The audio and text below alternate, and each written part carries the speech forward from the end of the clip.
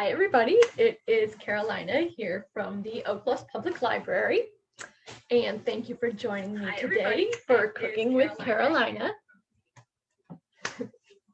This program is sponsored by the Library Friends of Oak Bluffs, and today, pardon me while I adjust, you can see I have my apron on, so we're going to get down to some real business today. We're doing a pretty complicated recipe known as Chebakia. And Chebakia is a Moroccan sesame and honey cookie. It is extremely delicious. And right now it is Ramadan, which is a holy month in the Islamic religion. And Chebakia is a traditional dessert that is part of Ramadan. And I really miss it. I used to have them when I went to Morocco before the pandemic. And so I've decided that I'm going to attempt it. Let's see how we do. So I have all my ingredients out here. And the first thing that we're going to do is to show you this, because this is so complicated that I did start a little bit in advance. So what I have here, this is some ground sesame seeds. So I actually took about 1.5 cups of sesame seeds and I roasted them in the oven at 350 for about 12-15 minutes.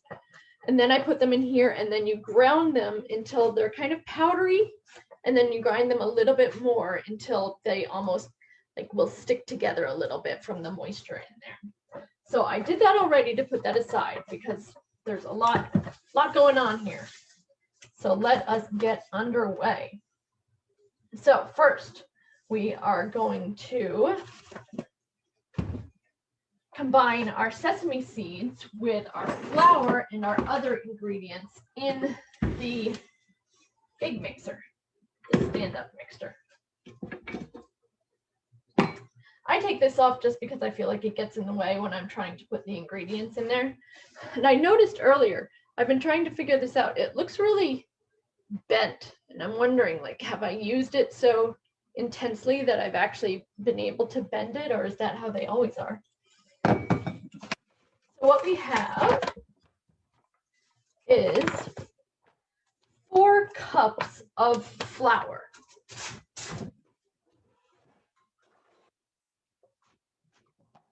All right.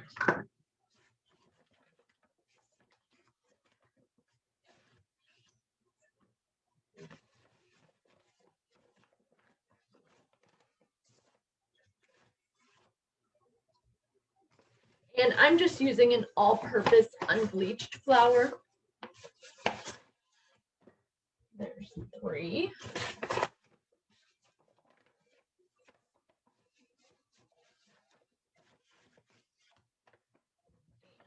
4.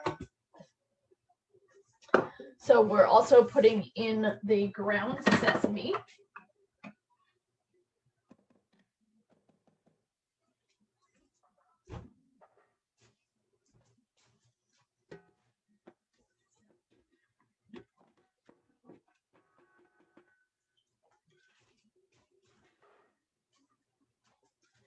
And now we'll put in the rest of our dry ingredients. So we have 1/2 teaspoon of baking powder. So 1/2 teaspoon. They're still a little damp from washing, can't have that.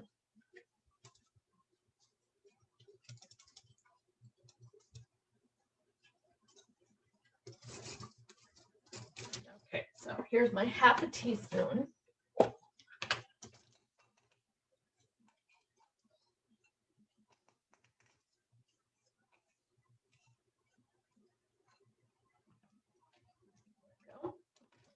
And 1/2 teaspoon of salt.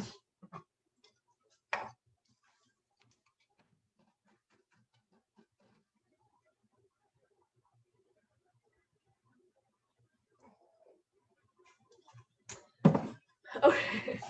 So another thing about this recipe is that it has some pretty obscure ingredients for, at least on Martha's Vineyard. These ingredients were very difficult to locate. In fact, I could not locate 2 of them. So we're going to make do, as we always do. So the next ingredient is actually ground anise. I could not find ground anise anywhere on this island. So I do have an anise extract. So I'm going to use that, but since this is a wet ingredient and we're just doing the dry ingredients right now, I'm going to put this one aside and we're going to experiment with it in our wet ingredients portion. So we'll put that over there and move on to 1.5 teaspoons of ground cinnamon.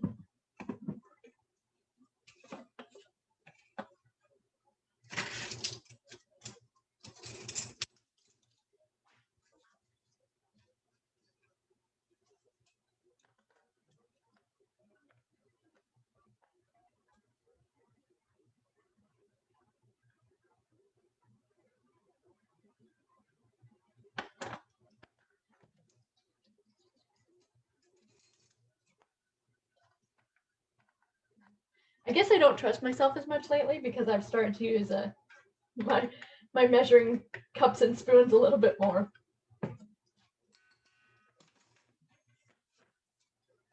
Now, after that, we have a very fancy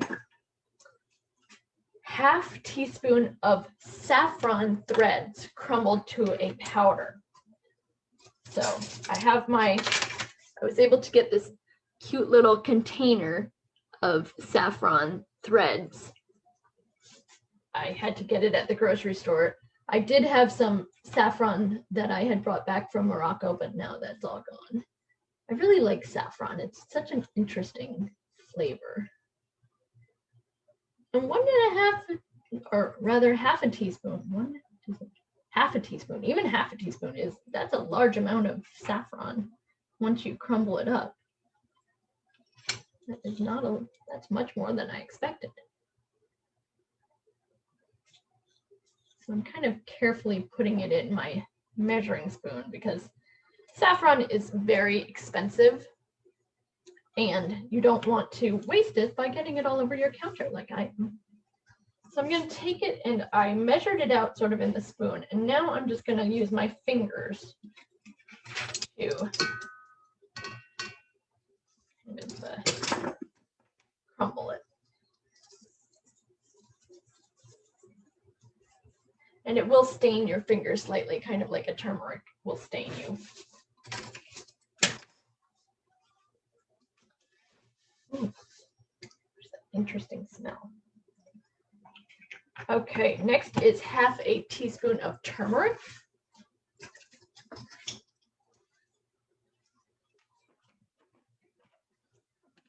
And if you like spices, Reliable has these incredibly large containers of certain spices. They don't have a huge selection of them, but like turmeric, this was only $6 for this giant, 6.5 ounce container of turmeric. That's pretty darn good.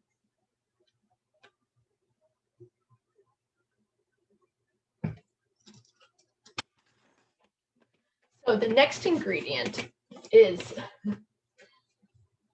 called mastic or gum arabic. Now, I went to quite a few, including specialty stores, trying to find this mastic or gum arabic drops. No, not here, not on the island, could not find them. So we have to do without that. It says 1 pinch, and you're supposed to mix it with a 1/4 teaspoon of sugar and crush it to a powder. So hopefully that is not a deal breaker here because we just don't have that. We're going to have to make do without it. So now that we have our dry ingredients in here, we're going to combine them and plug in.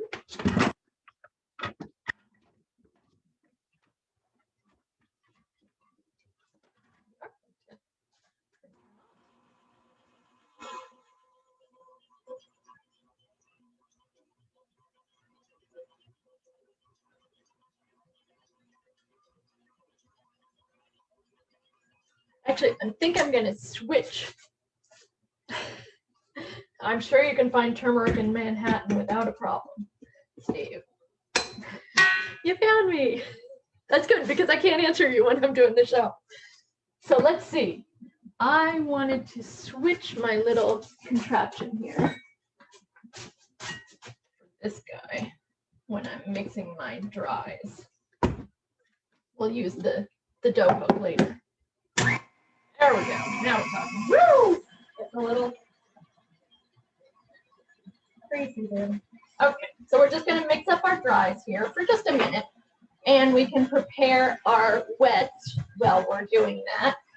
So we want to have some yeast dissolved in a 1/4 cup of warm water. So I have my yeast packet here. Now this is not instant yeast, this is just normal yeast. That looks pretty good. And just a 1/4 cup of warm water. I'm just going to get that actually from the sink. I'll be right back.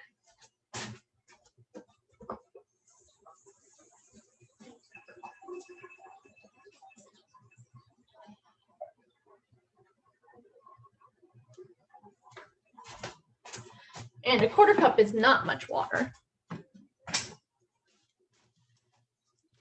So we'll cut open our yeast packet here. I do store my yeast packets in the fridge. I feel like it makes them keep longer if you don't use your yeast all that often. And so we want 1 teaspoon, which I think there's more than 1 teaspoon in here, so I am going to measure it out.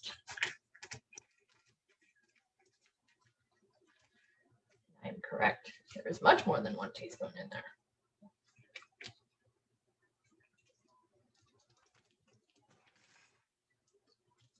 Okay, so we're dissolving that.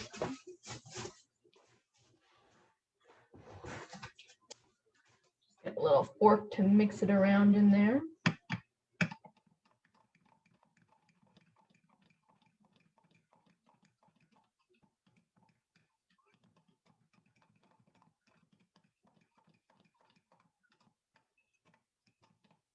So now we'll be adding all our wet ingredients. So we can switch out.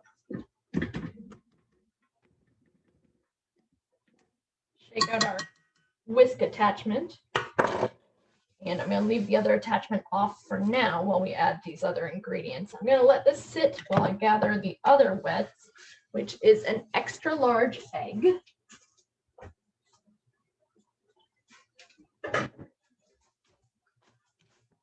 which we're going to make sure my chickens didn't do me wrong here. Always test it before you put it in. You have your own chickens.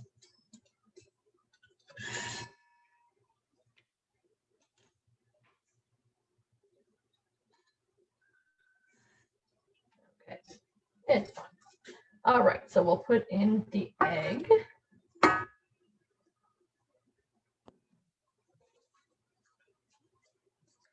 And now I need a 1/4 cup of unsalted butter. And this actually, often when you're making a dish like this, it wants you to use a softened butter, but this is actually calling for melted butter. So I'm going to transfer our yeast over to this one. And then I'm going to put the butter in here and just stick it in the microwave for about 30-40 seconds. Perfect.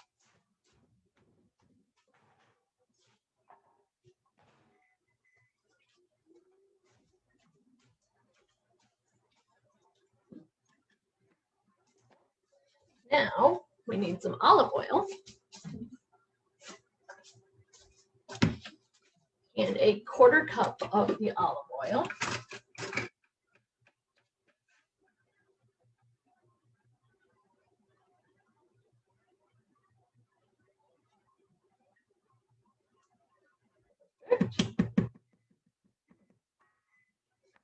I don't know how I missed this earlier when I was gathering all the ingredients. We also need a 1/4 cup of vinegar. Which vinegar to use? I think I'm going to go with some apple cider vinegar.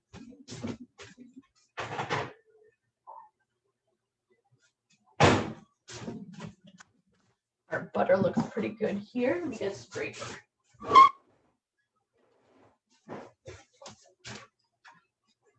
Sure we'll be wanting this. Okay, so we have our oil. Let's put in our vinegar. And it actually takes a 1/4 cup of vinegar also, surprisingly enough. I'm just doing what it tells me to.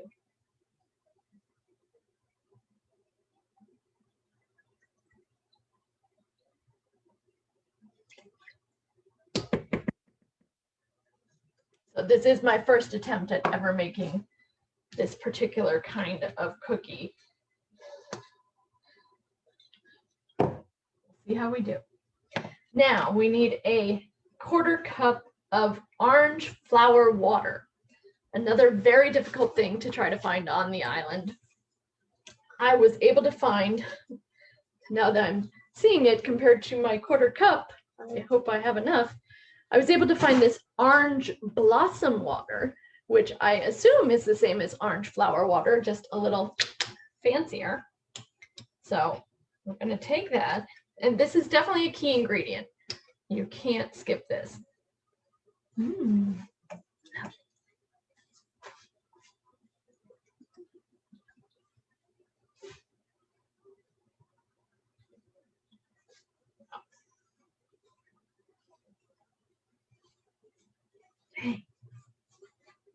All right, it's going to take this whole bottle to do this recipe because I need a little for later also.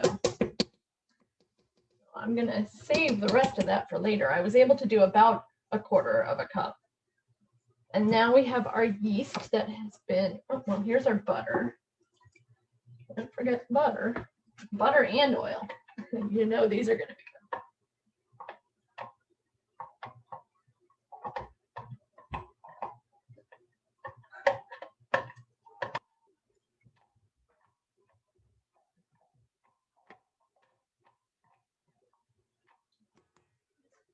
Okay, and our yeast mixture here. You know, it's very interesting that it has yeast in it to me because it's not a bread, for one, and you actually don't set it to rise at all, really. So it's an interesting component to mixture. Okay, and now we are going to put the dough hook on.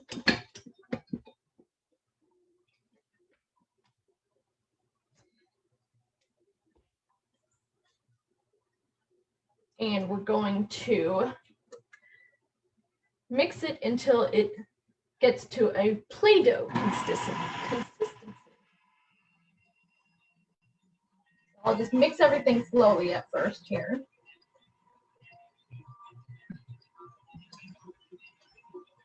I will say the sesame seeds give it a very strong and kind of strange scent, honestly.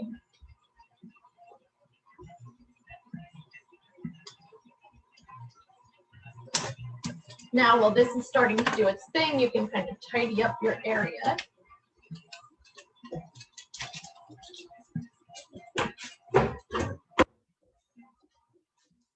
Put that orange blossom water to the side.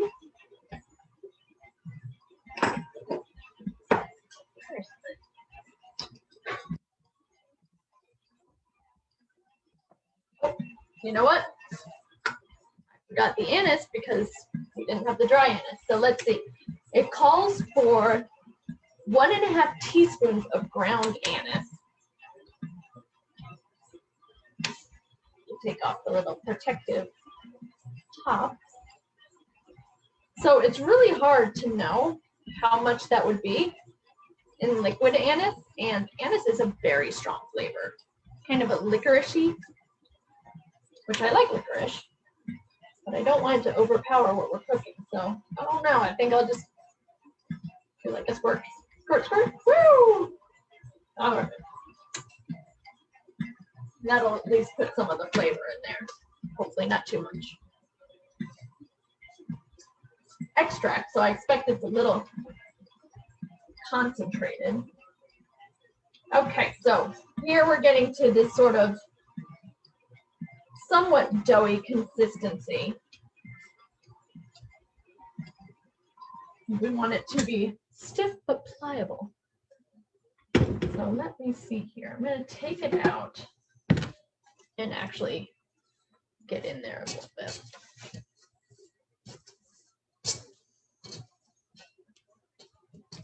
You want to make sure you have the right moisture content. I think this looks pretty good. Seems pretty moist. So now you want to mix it for about 4 to 5 minutes. And if you need to, you can add a little bit more water to get that Play-Doh consistency that we're looking for. Put this on for about 4 to 5 minutes. Might add a little more water. It says to add more orange flower water, but that is a precious resource. I'm just going to use regular water.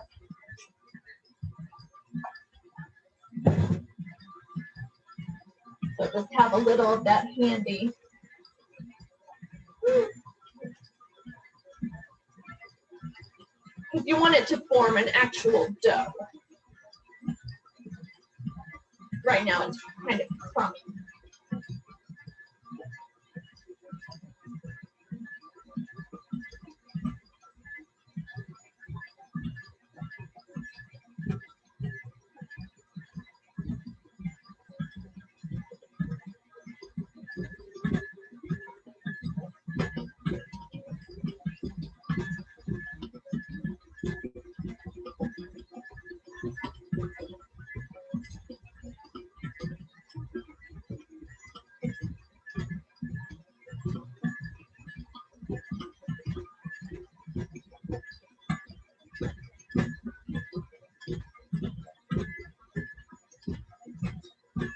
Very odd, it all wants to stick up against the walls of the bowl.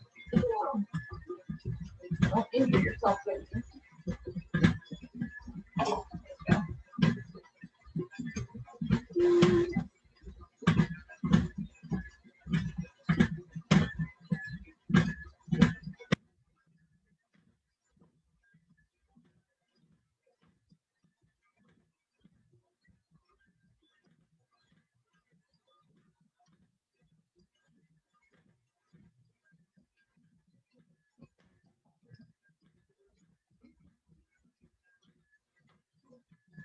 So we're actually going to be rolling this dough out. So it needs to be able to stick together enough to get like a dough ball that we can roll out with a rolling pin.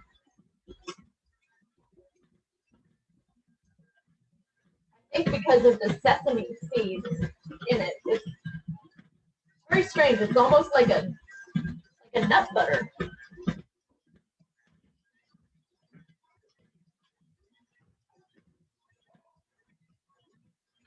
I added a good bit more water, probably at least 1/4 of a cup, just to get it to that consistency that we're looking for. The Play-Doh consistency.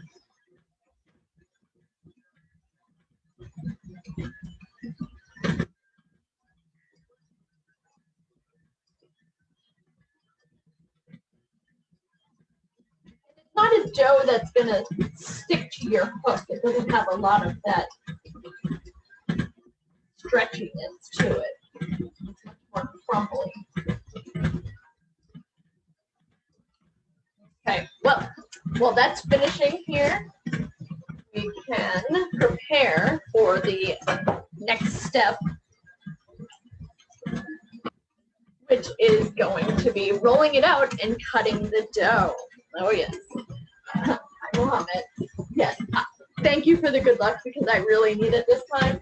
So I'm mixing the dough right now, and I'm hoping that it's going to be the right consistency. It's kind of crumbly, so we'll see. It does have a nice sort of yellow orangey color from the turmeric.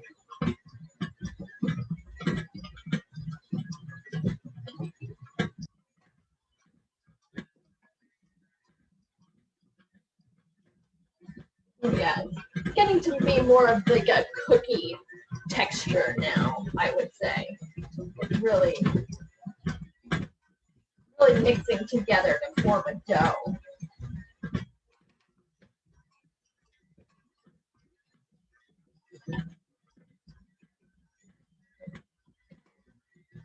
I do feel like I have to use this though to get it off the walls and into the middle to really mix properly. And there. Okay, so let's move these items aside. Wipe up our area here that we're going to be using.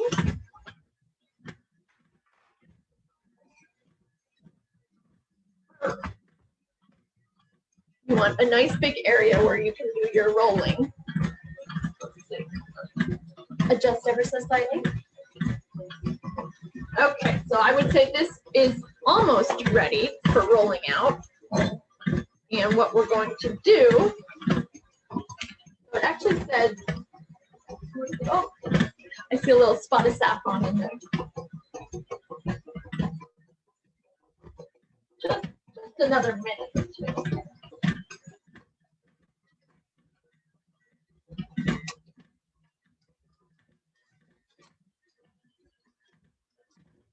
I'm tempted to put just a tiny bit more water in it, but I think it'll be okay.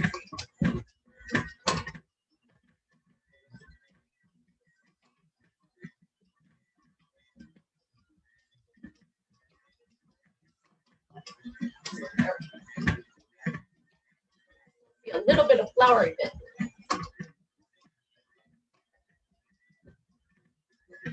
Okay, very, very thick. So let's take the rings off, prepare for the fight. We're going to want to flour our rolling surface. Now, these little flour sifters are the best. They're really handy to get that perfect consistency of flour for rolling. And they're also kind of fun. Okay, I'm going to go ahead and stop this. Whew.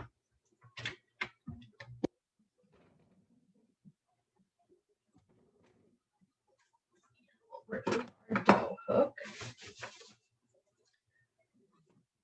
Now, we're going to divide the dough into 4 portions. So I'm going to get it into one big ball to start with.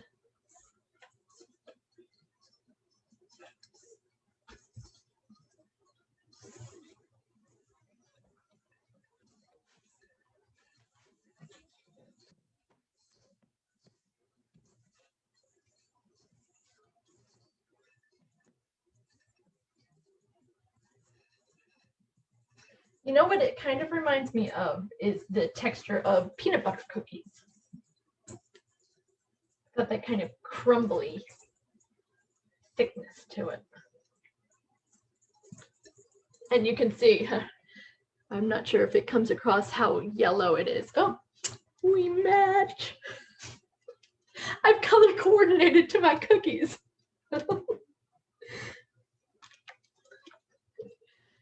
Anyone who knows me would not be surprised.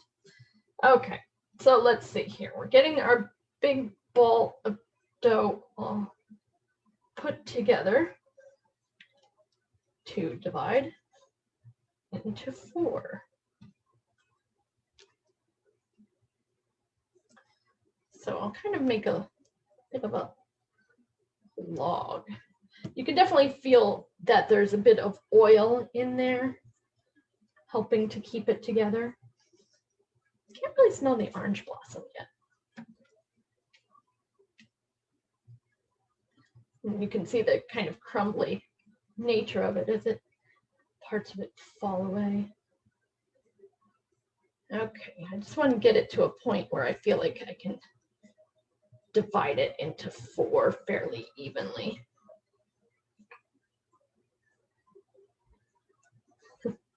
I have a big Chebakia loaf here now. Let's grab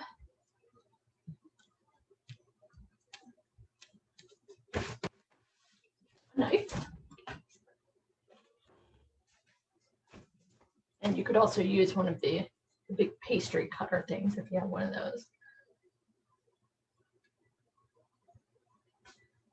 And kind of do an initial eyeball of your cut into 4 before you do your final cut.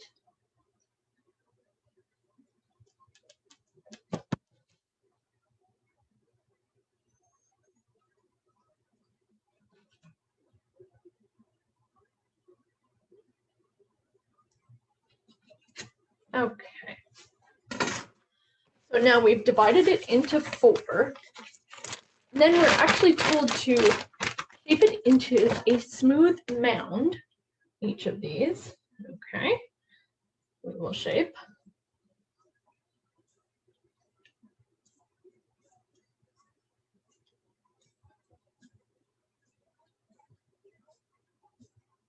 It does have the Play-Doh consistency, so I'm excited about that.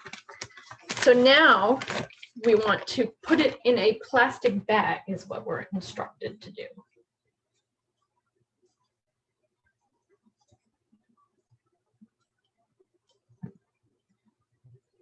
And if your rounds are not exactly the same size, that's okay.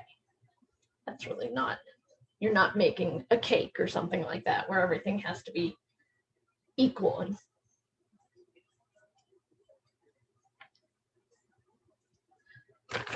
And there's our second one.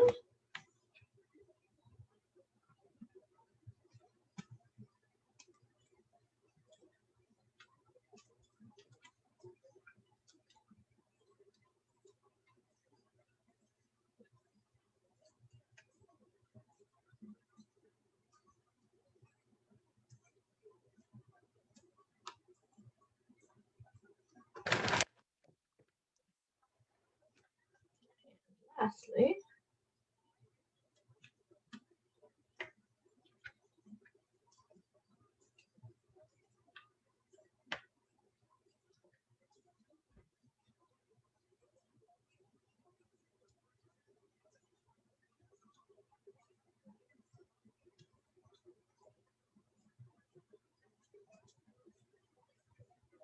I can smell a little bit of that anise now.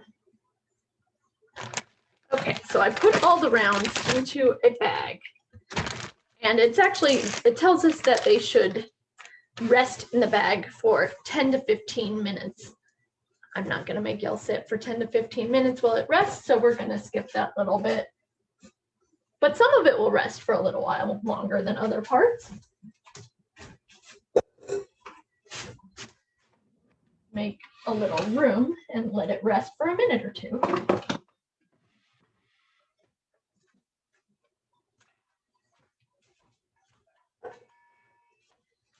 And so now we need to prepare for our next step. So we've, actually, maybe I floured a little too early. We'll do a little cleanup here. And reflour.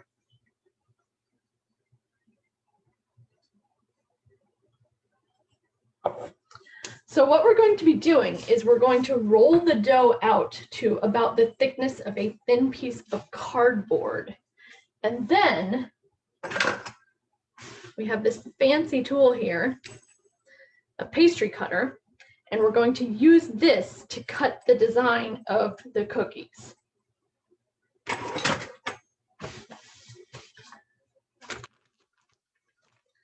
So I'm going to go ahead and just grab that first round that I made and let the others relax. I roll this one out.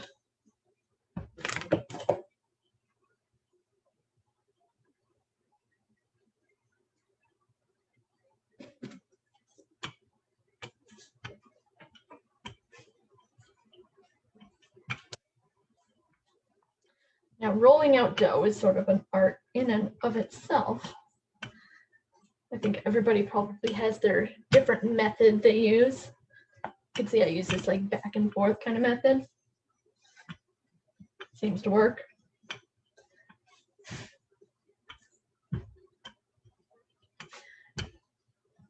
You're actually kind of, you don't want to necessarily go round per se with this dough.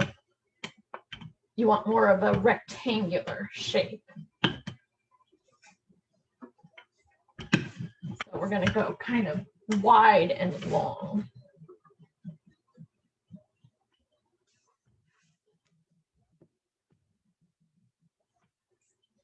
You might have to reflower your rolling pin every once in a while.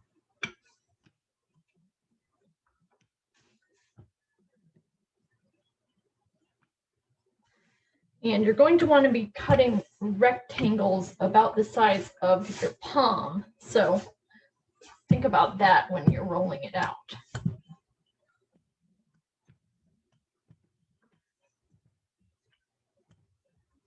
So one thing I'm seeing now that I'm rolling it out is that I see a lot of sesame seeds still visible. Maybe not entirely whole, but definitely still visible. So maybe it should have been ground for a longer time to incorporate that sesame into the flour a little more.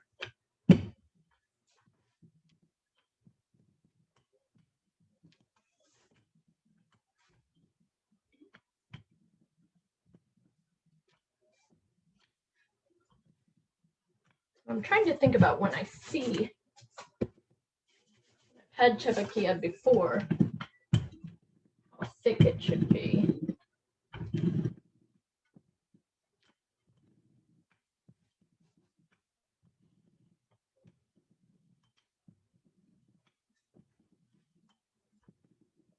I have a feeling you don't want it to be too thick or too thin.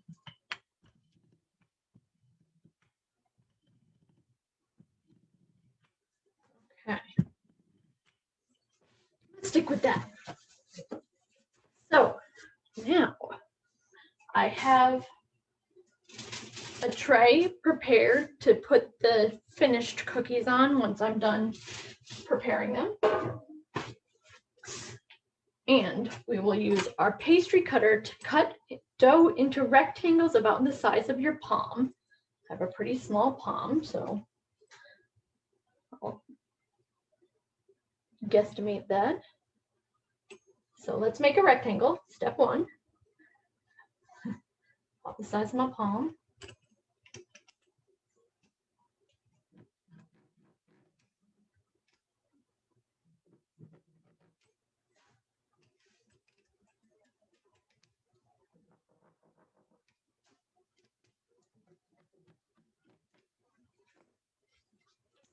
And then all your little dough bits gather and put to the side because you'll want to use those again.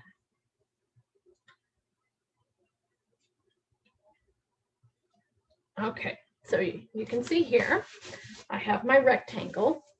Now we're going to make 4 evenly spaced cuts that extend almost the length of the rectangle. So almost the length, but not entirely. The resulting rectangles will have 5 strips of attached dough. So let's gonna kind of measure out here before I cut. Okay.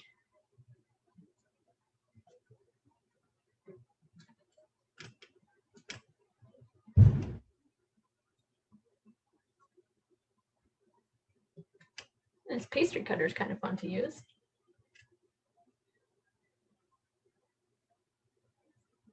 It's like some grown-up Play-Doh time.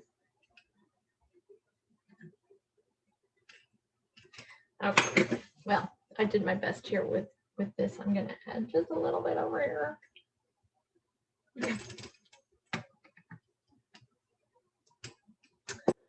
Now, take the rectangle. Here's where things get crazy. Take the rectangle and thread your right middle finger through alternating strips of dough.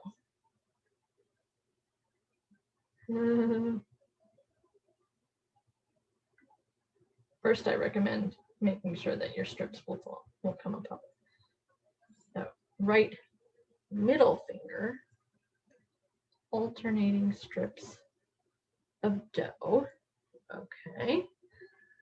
use, with the rectangle draped over your finger this way, okay, I am draped.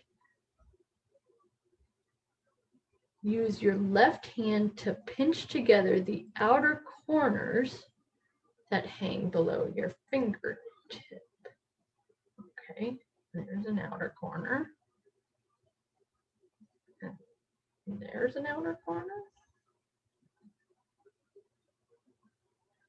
Continue to hold the pinched corners with your left hand. Okay. First attempt here. Allow the strips of dough to slide off your finger while gently turning them inside out. Oh my. Around the pinched corner. How does one do that? I'm not so sure about this part. I don't know. Gently turning them inside out around the pinched corner. Pinch the opposite corners closed.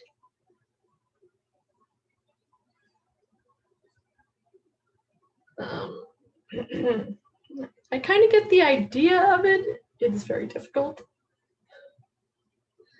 It will take numerous attempts, let me say. And it's not quite sticking together as much as I might like.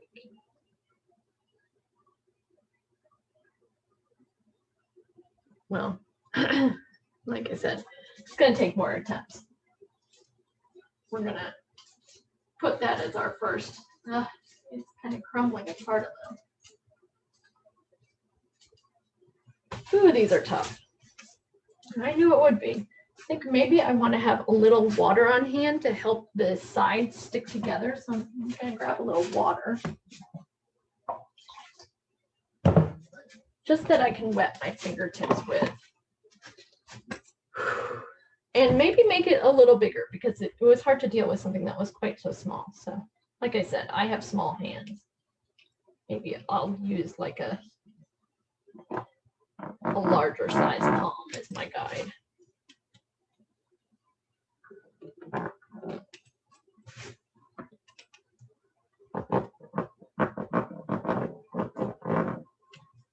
Okay, so I've cut my second rectangle here. Gently set it up over here.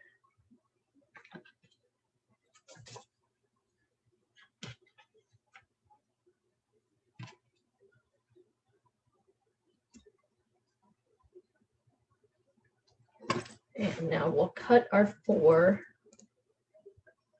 It's amazing how fast you can actually watch them make these in the souks in Morocco. And it's amazing how quickly they do it. I need one more cut.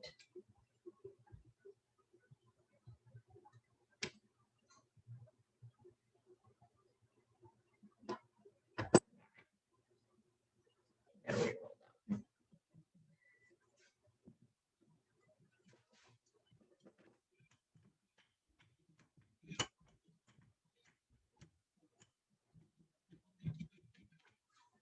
Squish that one back together a little. Try again for those cuts.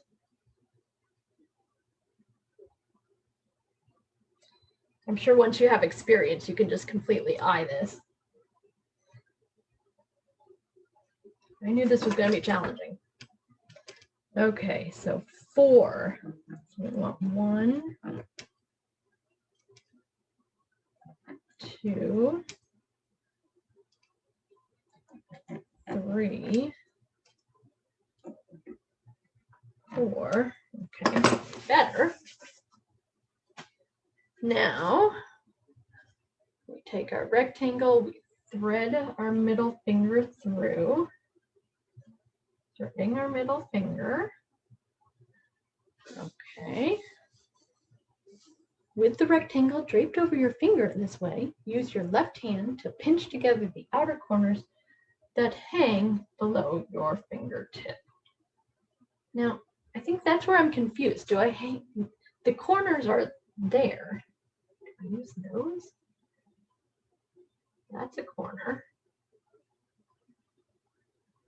really need an expert's help here. It's coming apart again. Ah, the corner. And they kind of twist these somehow.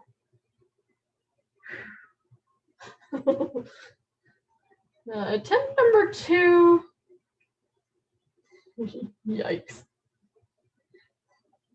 Well, if you want to see what Chebakia is actually supposed to look like, you could Google that and see a picture. It is not exactly like this. I'm kind of just aiming at this point for them not to fall apart when I cook them.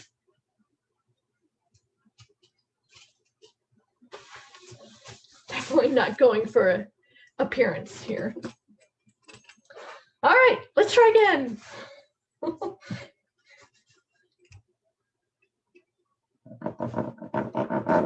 I can see where you have it the size of your palm because you have to kind of drape it over your fingers. So you can't have it be too much bigger than your own palm because then it's too unwieldy.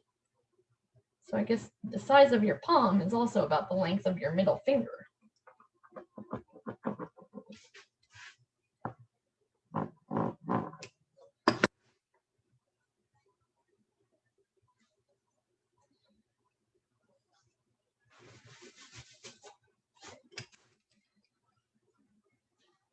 Okay. I want like a little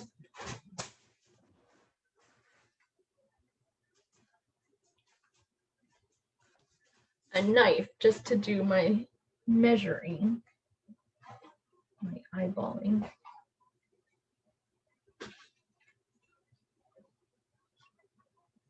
Oh.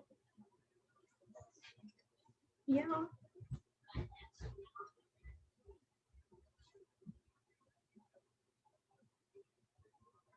Okay. I feel a little more confident now with these. And definitely don't cut too close to the sides. I'm having it kind of fall apart at the sides when I'm trying to do whatever crazy twist it is that's supposed to happen. Like origami.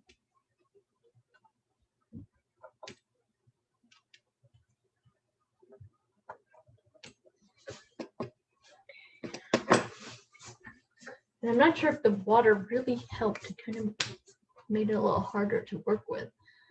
So we're threading our finger with the rectangle drape. Use your left hand to pinch together the outer corners that hang below your fingertips. So maybe I'm pinching together the wrong part.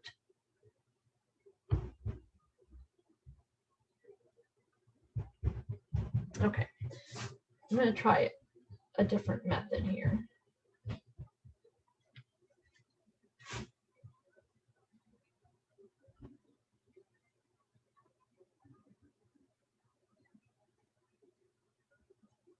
So now I'm going to pinch together these.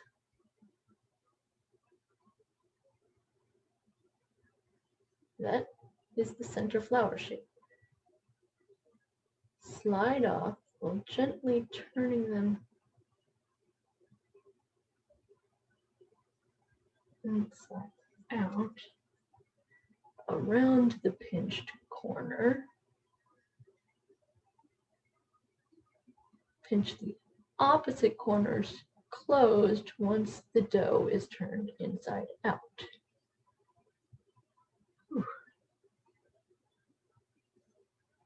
Still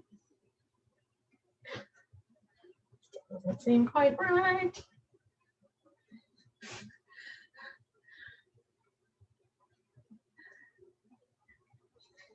Oh, this actually looks a little more like it, so maybe that was kind of the way to go. I've got kind of a little more of a flower type shape going on here. And here's where maybe I could use a little more water.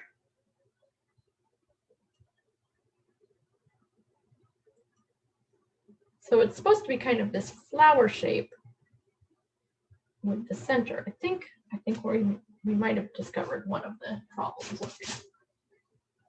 That seems a little bit better. Whew. Okay, let's see if we can get another one or two out of the dough that we have rolled out. And maybe also by letting the dough sit, it kind of makes it bind together a little more than this dough perhaps has binded, because you really have to have it stick together when you're doing the design.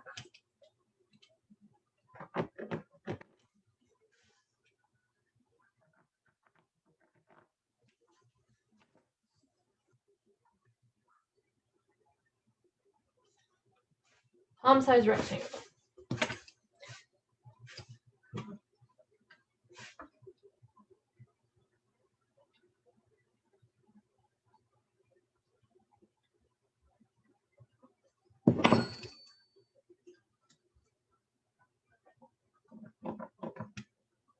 I made this one a little shorter than the others.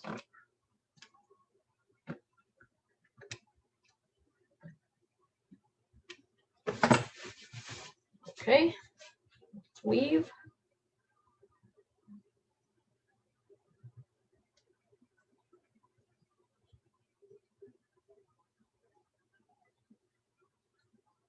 We have our middle finger woven. We're going to pitch these puppies under here together to form our center. We're going to gently slide it off. This is the hard part.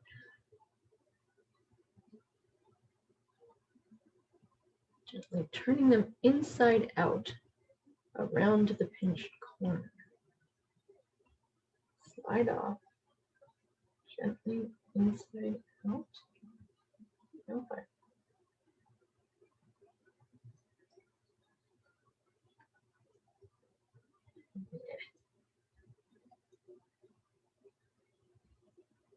Oh, Lordy.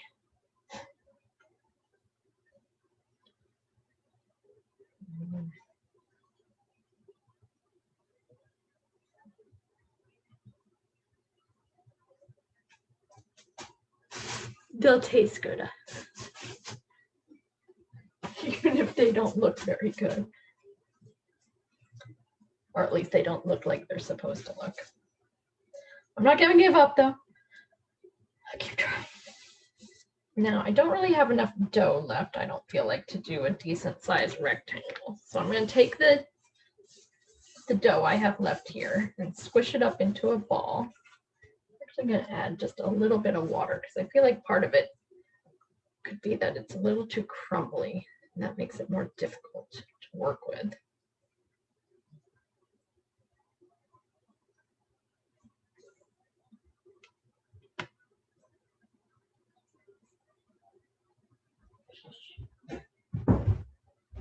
Wait, Mom, what are you doing? I'm working on making these cookies and they're really hard. Whoa, why are they shaped like pasta? Well, they're supposed to be shaped like flowers. Flowers. What's this? This is some leftover dough. So I'm gonna take a new ball of dough that's been resting in here. And then I'm gonna put this other ball of dough back in there so we can rest our hands clean. And then I'm going to flour my surface. I'm gonna clean up from the last one a little bit. And now I'm gonna roll out the dough. I think I need a little more flour in my sifter though.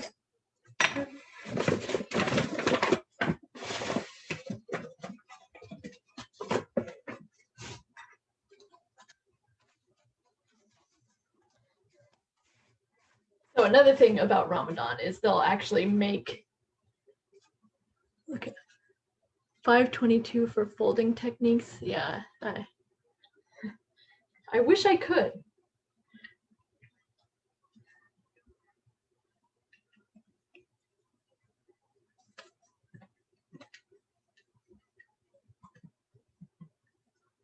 I'll do that before the next batch here.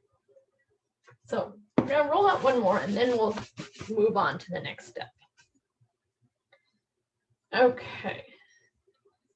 So get that dough really nicely bound together. That is definitely one of the biggest parts of this. It has a very Play-Doh consistency, so I feel like we're there in that respect. All right.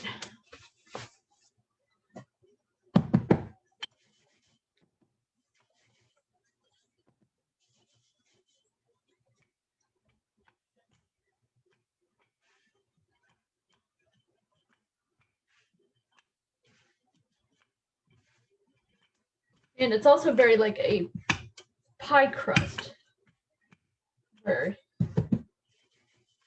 you don't want cracks in it.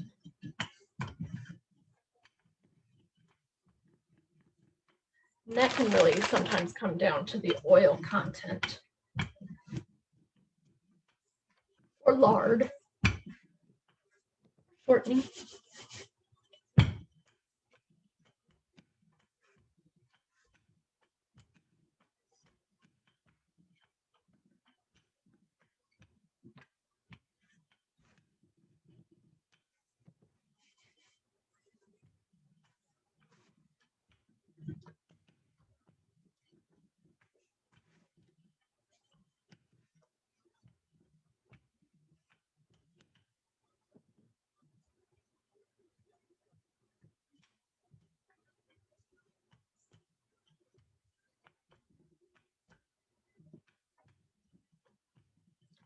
Dough is so persnickety too. I feel like once there's a crack in it, there's no way to fix the crack.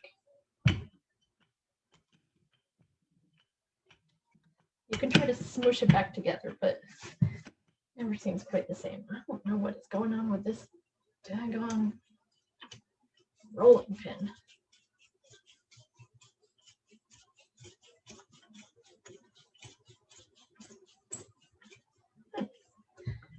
There we go, much better.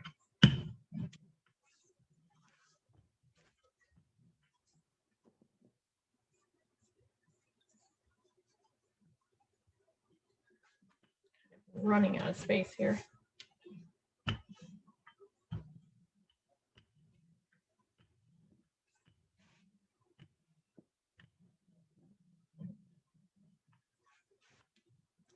It's a thick, tough dough. Not all that easy to work with.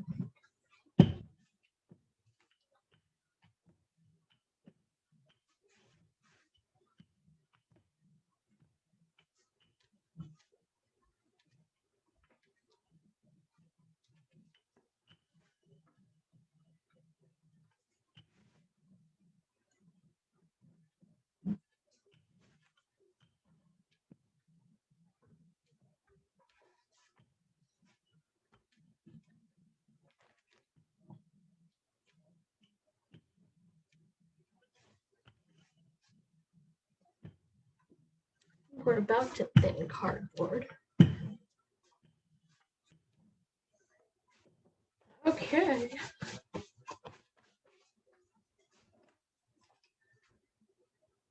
Let's cut our rectangle.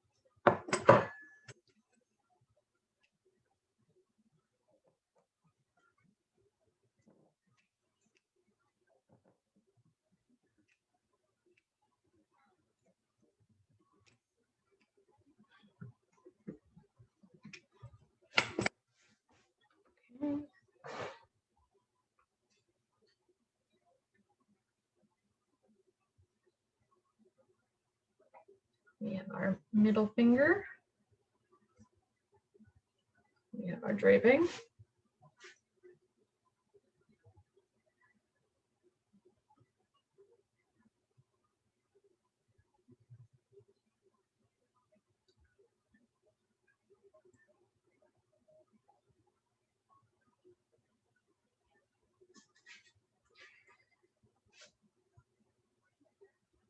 Well, let's see. I think, can anybody tell me if you pinch the outer corners or do you pinch the other strips? That's where I'm getting tripped up.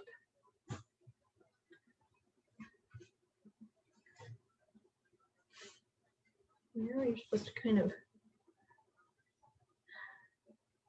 it always breaks when I try to gently turn them inside out. Pinch those corners.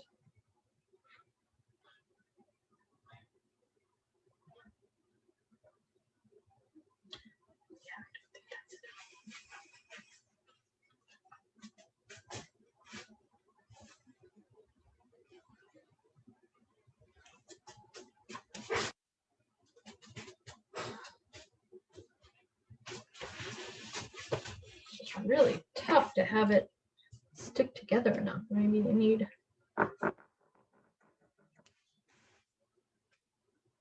more moisture.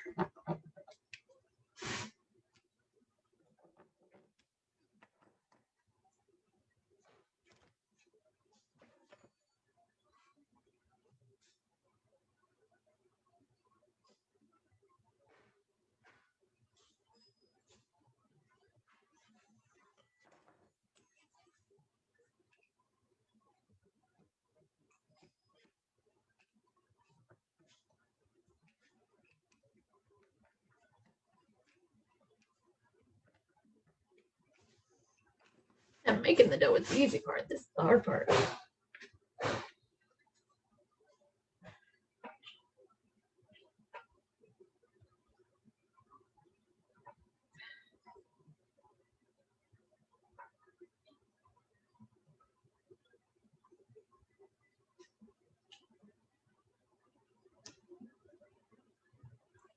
This one's difficult part already.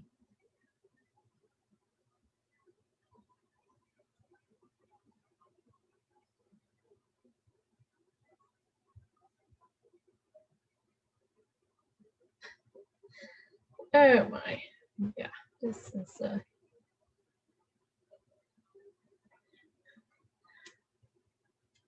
like all Moroccan arts, I think this has been honed by millennia of practice and passed down through generations.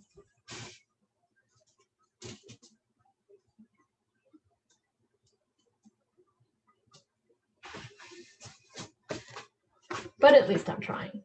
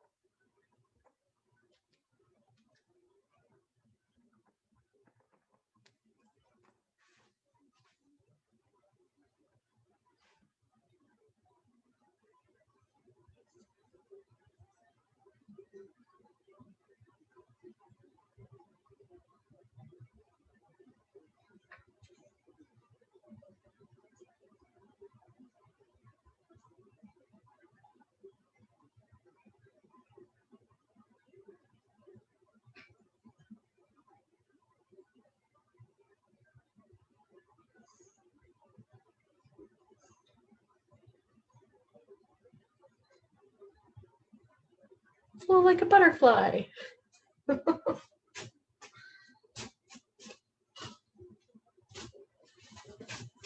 made a few at the beginning. Those look better. Okay. It's a very long process also. We'll have to, we'll do just a few more and then to our next step.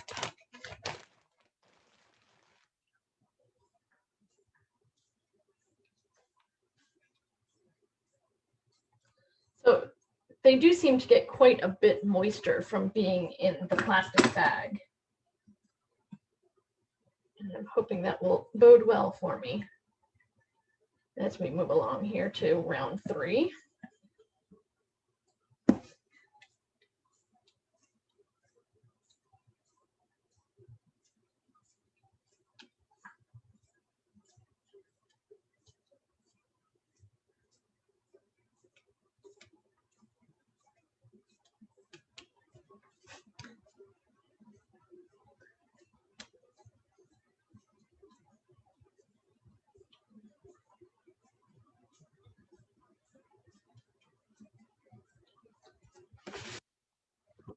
Okay, let me see here. I have a tip how to twist them.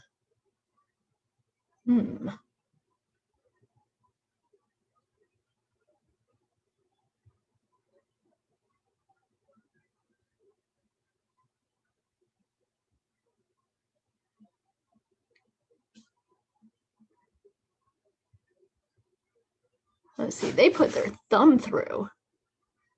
Okay, they put their thumb through. Then they pinch those ends. Oh, see, this is totally different than what it seems like. How interesting.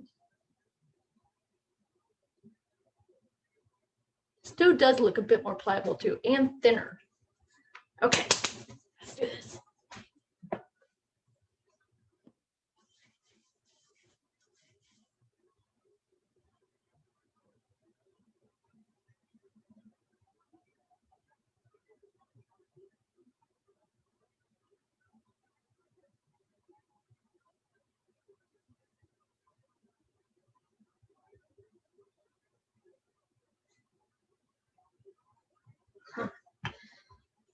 Fascinating.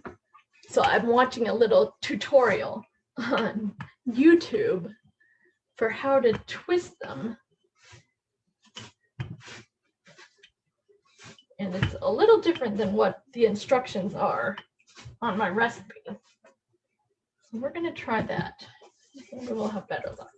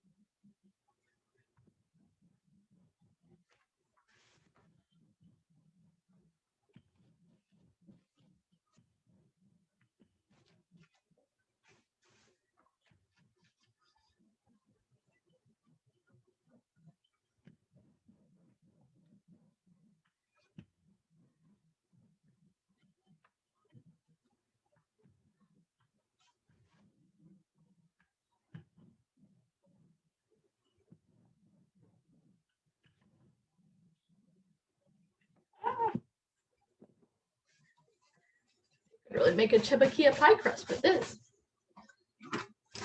Okay.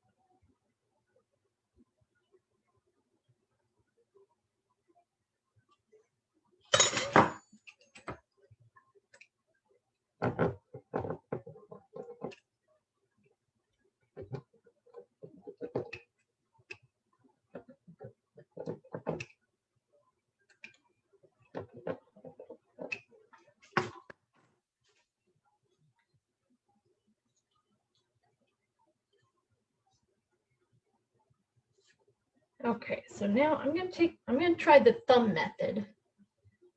So I'm taking my thumb, weaving that through.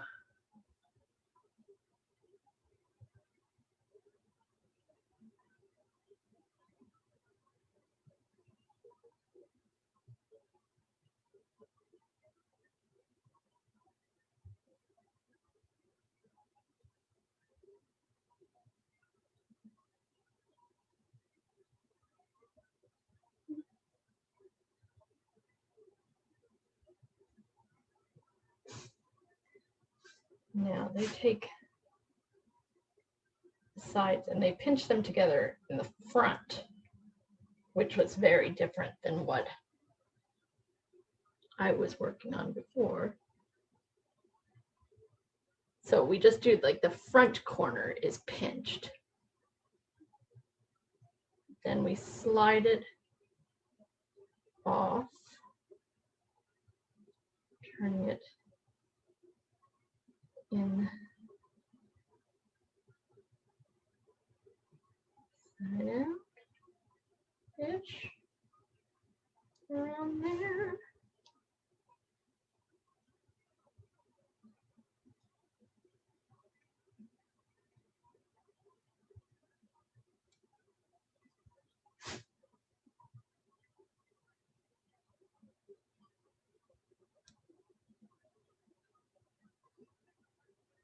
Well, I wouldn't say it's right, but it is a little better. It's definitely a little better. We're honing in. I need to watch that one more time.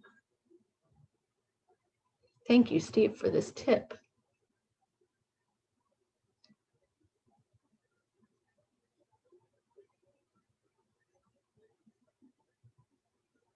Okay, let's see.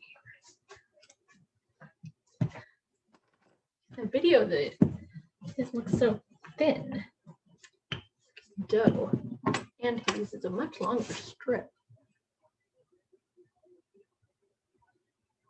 Okay. Thumbs. Pinch the end.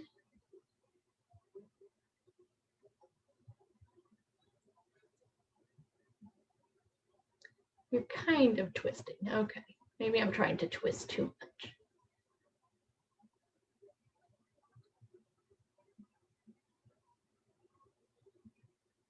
I think I'm maybe going a little too far on the twisting. Okay. We're gonna do this.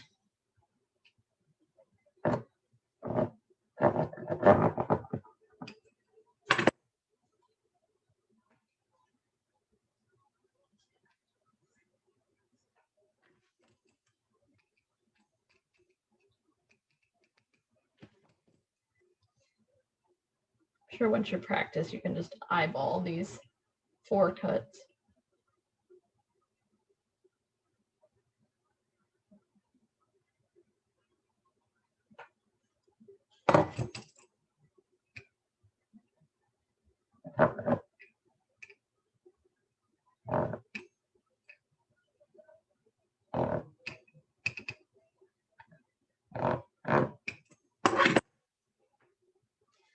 Okay, and we're going to try the thumb. First, we gently loosen it. Okay, take your thumb, thread it through.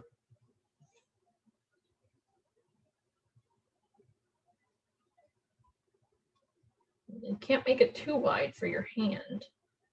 So it's pushing the limits. Pinch the front corner together here. Try to get it to stick together. And then kind of takes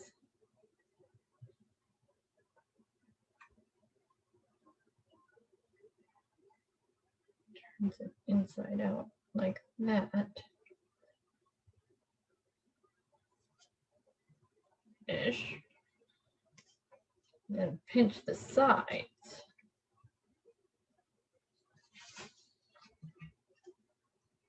Seems like it's a bit fragile to go in the front, but we're getting there. We're getting there.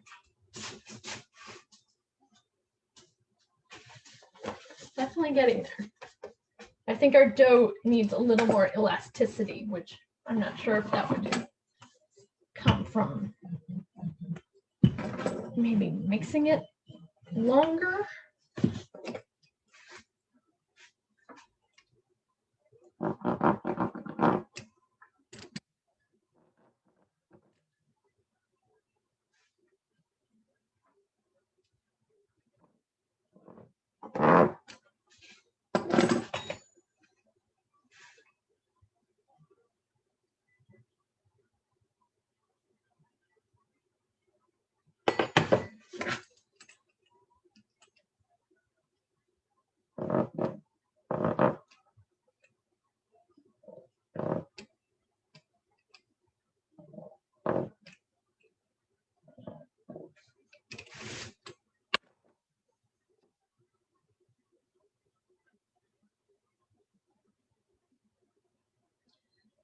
All right, thumb through.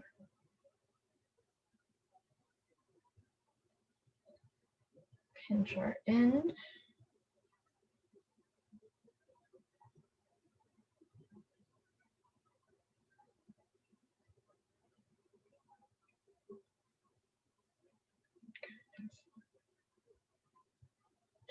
Twist that part into the middle. They really put the third one through.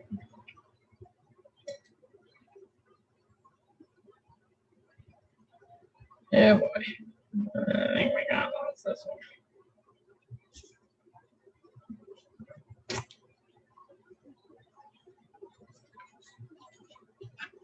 Well, I'll pinch those ends and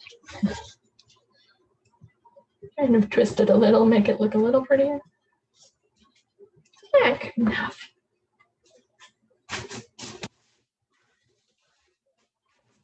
Okay, looks like we can get just a few more out of this batch.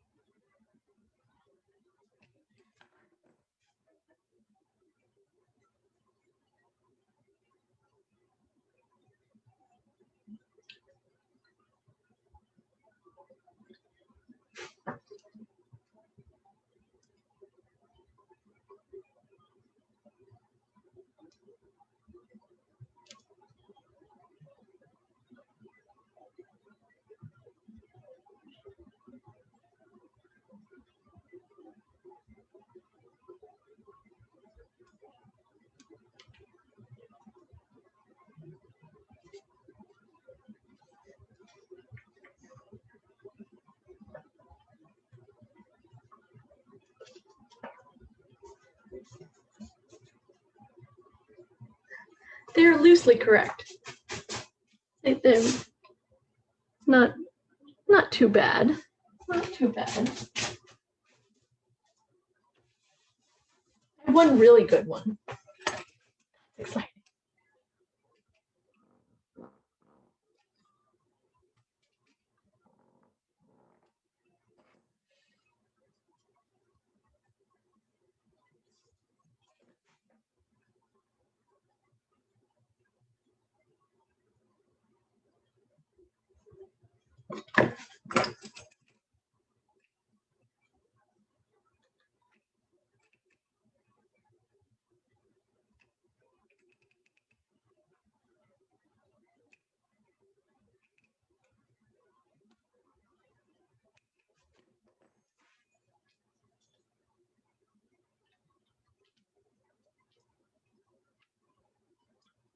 It's amazing how quickly you can see them make these. Hours and hours of practice, I guess. Okay, good. Twist.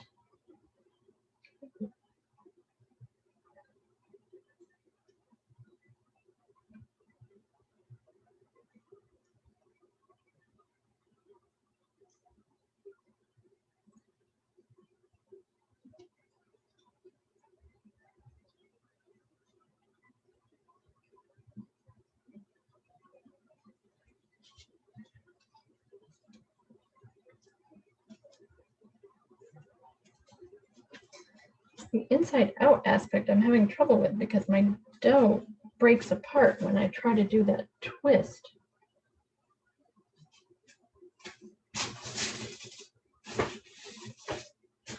Okay, well, let's clean the rest of this dough up. We'll put this to the side.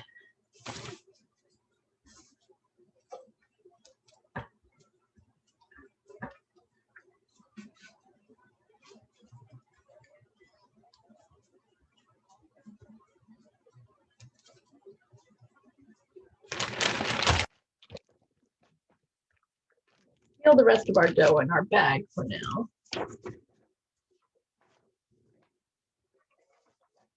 And so typically you would actually do this with all that dough. It is a long and lengthy process. I'm sure once you get more practiced at it, that it becomes easier. So we are now going to heat up and move to the stove zone. A bit more. Okay, we're going to move to the stove zone. I'm going to put these over here, and it actually says to cover them with a towel to hold that moisture in, I guess, while you're preparing everything else. So we're going to do about 1 inch of oil.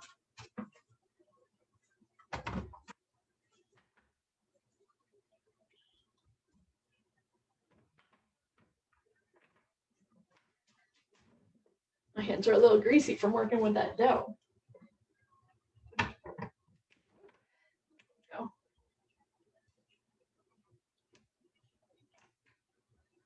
Okay, 1 inch of oil. That's definitely a decent amount of oil.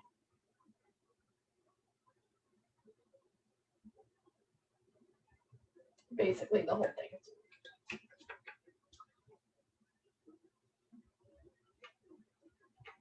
A whole quart and a half here. We're going to heat this up. But first, let's see. We also want to, at the same time, so we're going to heat this up over medium-low heat. We're also going to take honey here, and we have a larger pot that you can see here. We're going to put all this honey in, all of it. And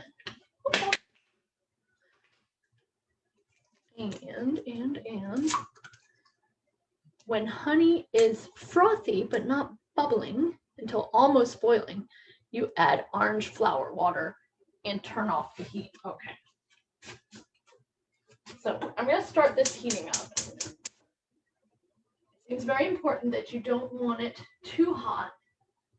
So this says medium low. Medium low. So I feel like my stove cooks a little hot. I'm going to put it at about a 2. I'm going to pour all this honey in here.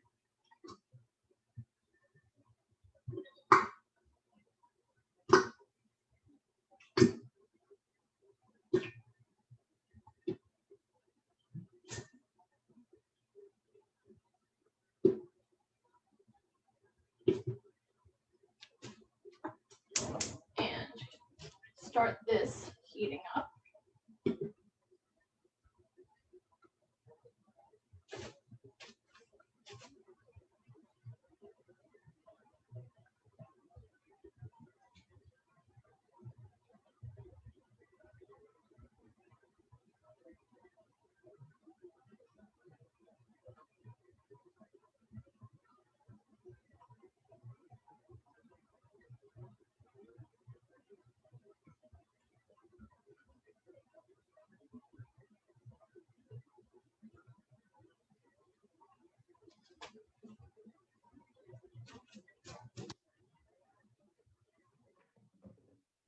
our orange blossom water ready.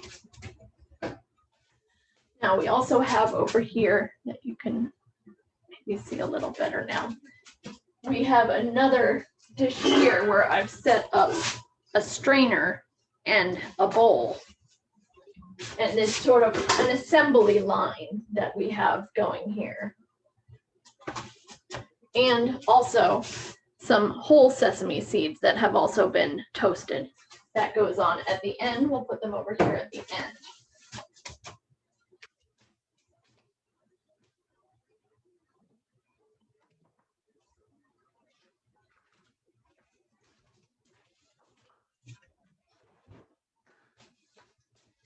So as you can see, making these cookies is really quite an extensive process.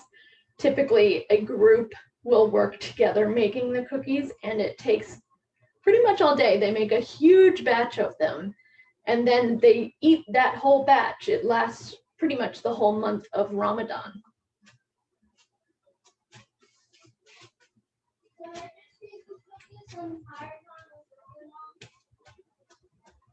Well, they actually last that long. So they make a giant batch, and then they're able to eat from that same batch that they made for the whole month.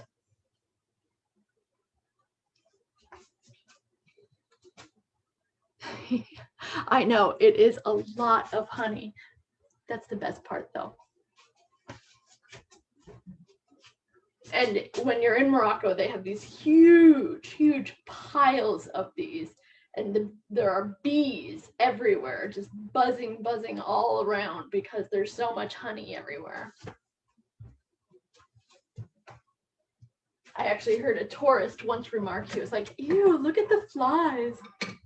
They're not flies, bees.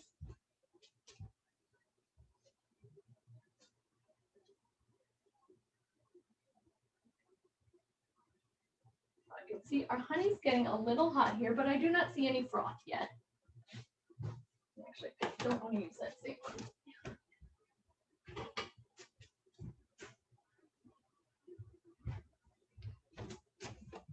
These are tough decisions to make here. Which one do we use for the frying and which one do we use for the honey? I'm gonna go slotted spoon for the honey. Oh, I don't think Mohammed's watching anymore. You can try. Nope, down here. And Dashel wants to show off his bearded dragon, the newest family member. Okay, so the honey has definitely thinned out here.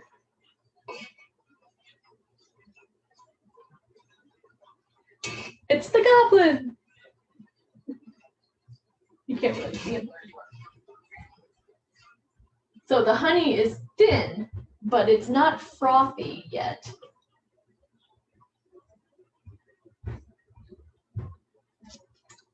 And I think I'm going to put our oil up just a little bit because it doesn't seem like it is really hot enough. I think it's kind of a fine line with this oil.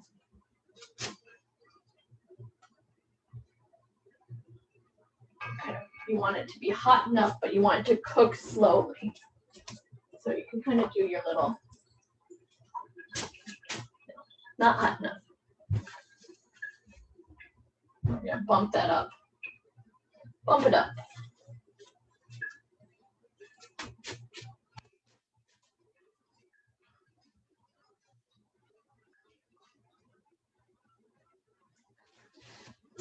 So I know what I'm doing the rest of the night, rolling out more Chebakia. I might put it back. I'm tempted to put it back into the mixer and mix it more to see if I can get more gluten going, maybe to give it more elasticity. Okay, I'm getting some froth here. Froth on the honey. So I'm going to put in this orange blossom water.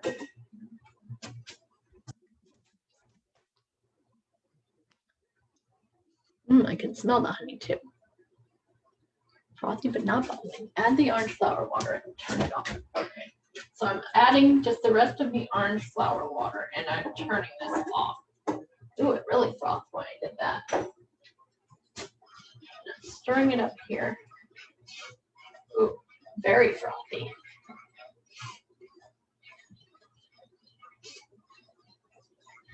Boy, that happened fast. Okay, so now we've got a pot full of hot honey. We've got our hot oil.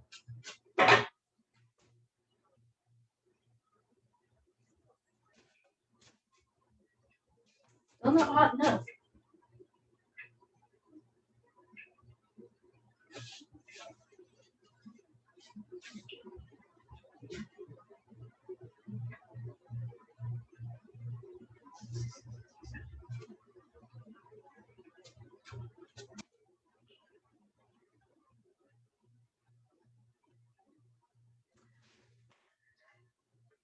So I was going to try another thing.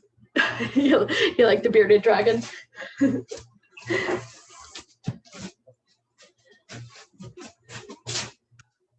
see, we're going to need this again. So, as if this is not enough of an undertaking, I thought it would be a lot of fun to attempt to use the air fryer for a batch of this.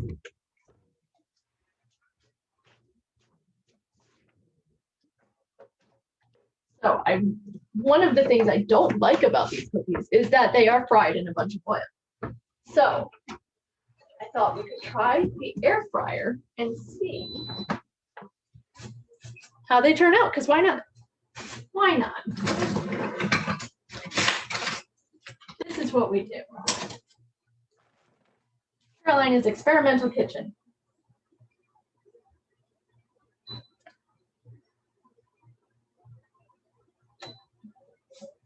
Okay, so we'll heat that up. Let's check on our oil.